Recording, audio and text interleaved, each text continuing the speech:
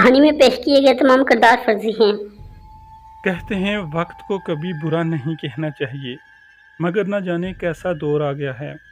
कितनी भयानक खबरें सुनने में आने लगी हैं, कितने पुरस्रार वाक़यात लोगों के सामने पेश आ जाते हैं कि बस तौबा, ना चाहते हुए भी मुंह से निकल जाता है कि बहुत बुरा वक्त आ गया है।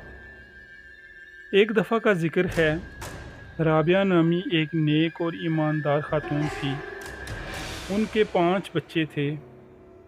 जब ये वाक़या पेश आया तो उनमें से 4 की शादी हो चुकी थी, जबकि छोटा बेटा स्कूल में पढ़ता था। राबिया बाजी के शौहर भी बहुत नेक और सीधे साधे थे, मगर वो बहुत बाअसूल और खरे इंसान हैं। ना वो गलत काम करते हैं, ना गलत काम करने वालों को बर्दाश्त करते हैं। राबिया बाजी ने अपने घर में ही अपना पार्लर खोल रखा था, जो बहुत अच्छा चल रहा था।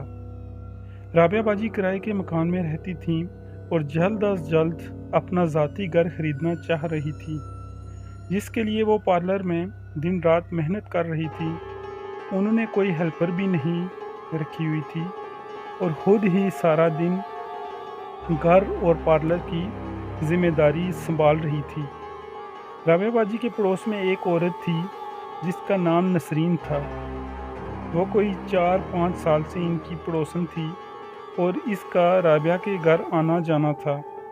जिस तरह हर मोहल्ले में ख़वातीन मिलकर कमेटी डाल लेती हैं, इसी तरह नसरीन और राबिया बाजी ने भी कमेटी डाली हुई थी। राबिया बाजी ने काफ़ी बड़ी कमेटी डाली हुई थी, क्योंकि वो अपना घर ख़रीदने के लिए पैसे जमा कर रही थी। राबिया बाजी की कमेटी निकली तो उनके पास 10 लाख रुपए थे।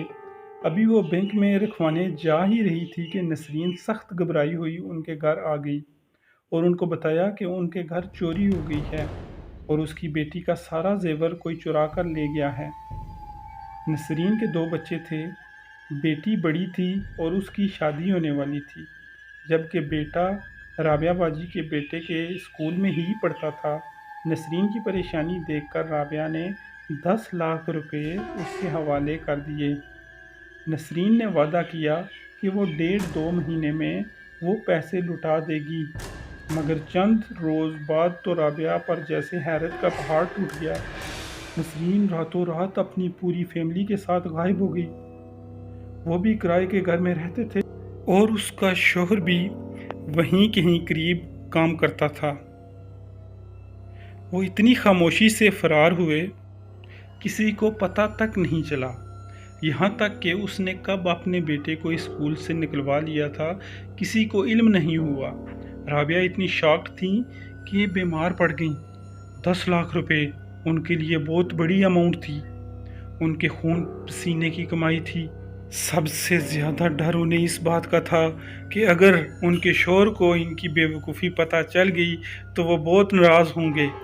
राबिया बेचारी इतनी कमज़ोर हो गई थी कि पार्लर भी नहीं चला पा रही थी। एक दिन उनकी एक क्लाइंट उनसे मिलने आई। उनका नाम शमा था। शमा राबिया बाजी के शौहर की कज़न भी थी। शमा राबिया की हालत देखकर हैरान रह गई। उसके पूछने पर राबिया ने पूरी कहानी उसे सुना दी। शमा ने गौर से सारी तफसील सुनी और पूछा कि इनके पास नसरीन की कोई तस्वीर है। इत्तेफाक से राबिया के पास किसी फंक्शन की नसरीन की तस्वीर मौजूद थी। शमा ने कहा, वो एक बुज़ुर्ग को जानती है, वो बहुत पहुँचे हुए हैं और उनके पास मुवक्किल भी मौजूद हैं। वो ऐसा अमल करेंगे कि नसरीन जहाँ भी होगी अपने पैरों पर चलकर राबिया के पास आएगी और उनके पैसे लुटा देगी। राबिया को शमा की बातों से बड़ा हौसला मिला, मगर उनको अपने शौहर का खौफ था, क्योंकि वो ऐसी बातों और पीरों फ़कीरों के सख्त ख़िलाफ़ थे।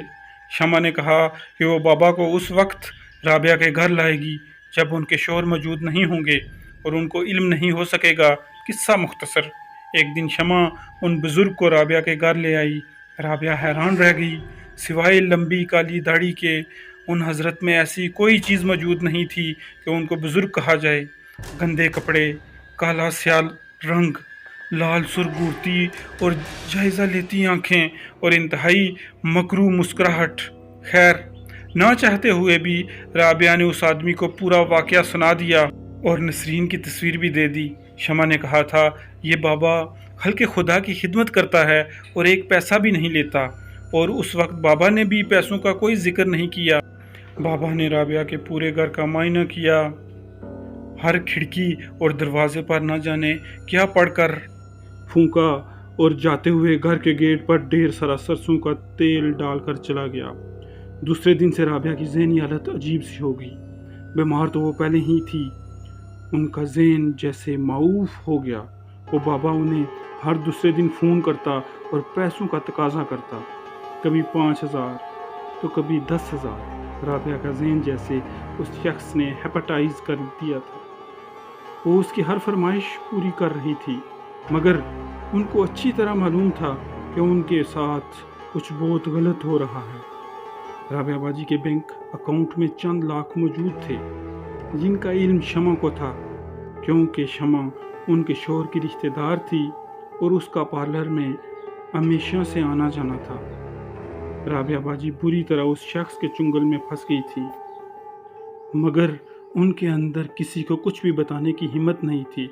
राबिया बाजी ने उस बाबा को अक्सर रात के वक्त उनके घर मंडलाते और पूरी इसरार हरकतें करते देखा। हैरत की बात यह थी, वो सिर्फ उस वक्त फ़ोन करता और दिखाई देता जब उनके शौहर घर पर नहीं होते थे।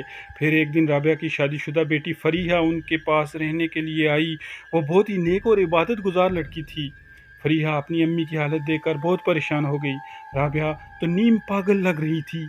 फरीहा का मामूल था कि वो फजर की नमाज़ पढ़कर सूरह बकरा की तिलावत ऊंची आवाज़ में लगा दिया करती थी। राबिया बाजी को तिलावत सुनकर अपने अंदर बहुत फ़र्क महसूस होने लगा। उनके जहन से जैसे बादल छटने लगे, धुंध साफ होने लगी, लेकिन इनके साथ ही डरावने ख्वाबों का सिलसिला शुरू हो गया। शमा उनको बहुत ख़राब होलिये में नज़र आती थी, बिखरे बाल, खून बरसाती आंखें, जैसे कोई जादूगरनी हो, और वो उनको धमकियां देती, मुझे भगाना चाहती है, मैं ऐसे नहीं जाऊंगी, तुझे तबाह करके जाऊंगी। राबिया बुरी तरह खौफज़दा हो गई थी। फिर एक दिन राबिया को उस शैतान बाबा का फ़ोन आया। वो बहुत नाराज़ हो रहा था और कह रहा था, तुम घर में जो तिलावत चला रही हो वो फ़ौरन बंद कर दो, मेरा अमल ख़राब हो रहा है।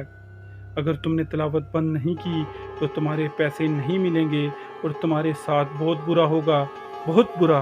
मगर राबिया उसकी हकीकत समझ गई थी।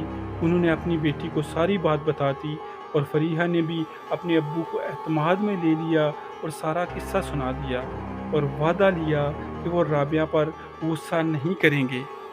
राबिया की हालत इतनी ख़राब थी कि जाहिर है उन्होंने क्या गुस्सा करना था। वो तो दिल से चाहते थे कि राबिया ठीक हो जाएं। खैर, उन्होंने सबसे पहले राबिया का मोबाइल नंबर तब्दील किया ताकि वो बाबा उन्हें कॉल न कर सके, और फरीहा ने सूरह बकरा की तिलावत सुबह शाम करना शुरू कर दी, जिसकी बरकत से राबिया आहिस्ता आहिस्ता बिल्कुल सेहतमंद हो गई। नसरीन ने तो पैसे वापस ना देने थे, ना दिए, मगर इस कहानी का सबसे हैरत अंगेज़ पहलू अभी बाकी है। जैसा कि शमा राबिया के शौहर की कज़न थी और वो उसको हमेशा से जानते थे, मगर शायद आप किसी को कभी भी नहीं जान सकते। एक दिन, बल्कि एक रात, इत्फाकन राबिया के शौहर शमा के घर बगैर इतला पहुंच गए। उसके घर में उस वक़्त एक गंदे होलिये, लंबी काली दाढ़ी वाला शख्स मौजूद था। उसका होलिया वही था जो कि राबिया ने बताया था। वो और शमा एक साथ एक सोफ़े पर बैठे थे। उनके पास अजीब व गरीब चीज़ें थीं, जैसे बहुत सारे बाल, अंडे के छिलके, टूटी हुई चूड़ियाँ और कपड़ों के टुकड़े। यानी शमा और वो शख्स मिलकर शैतानी अमल करते थे। शमा लोगों को घेर कर बाबा से मिलवाती थी और लोगों को फ़रेब देकर लूटा जाता था। अल्लाह ताला हम सबको इस तरह के मकर और फ़रेब करने वाले लोगों से महफूज रखे। आमीन।